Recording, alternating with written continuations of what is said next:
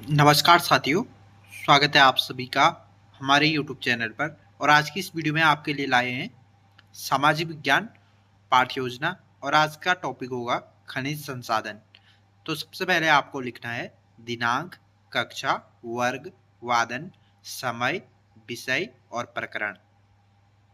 इसके बाद आता है विद्यालय का नाम, जिस विद्यालय में आपको यह पाठ्य योजना पढ़ानी है। उसके बाद आते हैं सामान्य उद्देश्य। पहला है छात्रों में सामाजिक विज्ञान के प्रति रुचि उत्पन्न करना। दूसरा है छात्रों का मानसिक विकास करना। तीसरा है छात्रों की तर्क एवं स्मरण शक्ति का विकास करना। चौथा है छात्रों का चारित्रिक विकास करना। इसके बाद आते हैं हमारे विशिष्ट उद्देश्य, जो आपके टॉपिक से रिलेटेड होते हैं। पहला है ज्ञानात्मक उद्देश्य, छात्र छात्राएं खनिज संसाधनों के बारे में ज्ञान प्राप्त करेंगे। दूसरा है भावात्मक उद्देश्य, छात्र छात्राएं खनिजों की व्याख्या कर सकेंगे। तीसरा है क्रियात्मक उद्देश्य, छात्र छात्राएं प्राप्त ज्ञान का प्रयोग दैनिक जीवन में कर सकेंगे। इसके बाद आपको लिखनी होती है सहायक सामग्री। इसमें आता है चौक, डस्टर, चार्ट, संकेतक आदि। इसके बाद आपको लिखना होता है पूर्व ज्ञान, कि बच्चे उस टॉपिक के बारे में क्या जानते हैं। तो छात्र छात्राएं खनिजों के विषय में सामान्य जानकारी रखते हैं। इसके बाद आपको लिखने होते हैं प्रस्तावना प्रश्न। प्रस्तावना प्रश्न हमारे टॉपिक से रिलेटेड होते हैं। इसके लिए पेज को आपको दो भागों में बांटना है। एक तरफ छात्र अध्यापक अध्यापिका क्रिया लिखनी है, दूसरी तरफ छात्र छात्रा प्रतिक्रिया। तो पहला क्वेश्चन है यातायात के लिए किन साधनों का प्रयोग करते हैं। इसका आंसर है हम यातायात के लिए गाड़ी, घोड़ा, रेलगाड़ी या हवाई जहाज आदि का प्रयोग करते हैं।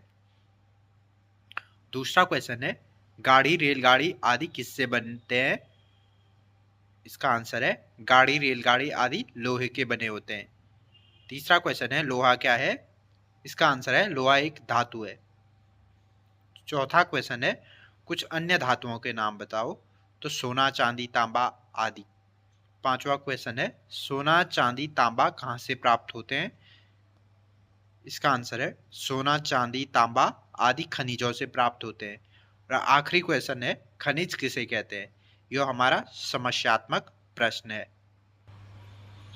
इसके बाद आता है प्रस्तुतिकरण। इसके लिए पेज को आपको 7 कॉलम में बांटना है। सबसे पहले लिखना है क्रम संख्या, उसके बाद शिक्षण बिंदु, उसके बाद अपेक्षित व्यवहार परिवर्तन, उसके बाद आते हैं शिक्षण अधिगम परिस्थितियां। इसके लिए आपको पेज को दो भागों में बांटना है। एक तरफ लिखना है छात्र अध्यापक अध्यापिका क्रिया, दूसरी तरफ लिखना है छात्र प्रतिक्रिया। इसके बाद वाले कॉलम में आएगा शिक्षण विधि और आखिरी कॉलम में आएगा मूल्यांकन। तो हमारा पहला शिक्षण बिंदु है खनिज संसाधन। इसके बाद आपको पाठ्य योजना को आगे बढ़ाने के लिए कुछ प्रश्न पूछने होते हैं, जिन्हें विकासात्मक प्रश्न कहते हैं। तो पहला प्रश्न है कुछ प्राकृतिक संसाधनों के नाम बताओ। तो छात्र प्रतिक्रिया में आएगा हवा, पानी, जंगल, कोयला, पेट्रोलियम, खनिज पदार्थ आदि। दूसरा क्वेश्चन है खनिज से आप क्या समझते हो। छात्र प्रतिक्रिया में आएगा अस्पष्ट उत्तर, शिक्षण विधि में आएगा प्रश्नोत्तर विधि, अपेक्षित व्यवहार परिवर्तन में आएगा छात्र छात्राएं पूर्व ज्ञान का प्रत्यास्मरण कर सकेंगे।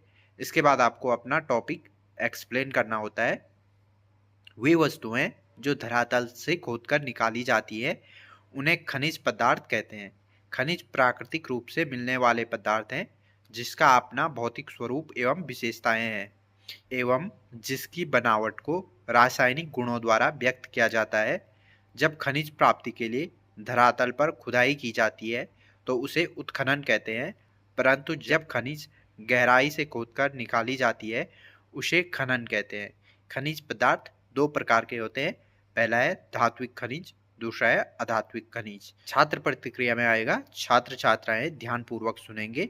अपेक्षित व्यवहार परिवर्तन में आएगा छात्र छात्राएं नवीन ज्ञान प्राप्त करेंगे। शिक्षण विधि में आएगा व्याख्यान विधि। इसके बाद आते हैं हमारे मूल्यांकन प्रश्न। तो पहला क्वेश्चन है खनिज को परिभाषित कीजिए। दूसरा क्वेश्चन है खनिज कितने प्रकार के होते हैं। इसके बाद आप चाहे तो इसमें दो और शिक्षण बिंदु बना सकते हैं। दूसरा है धात्विक खनिज और तीसरा बन जाएगा अधात्विक खनिज।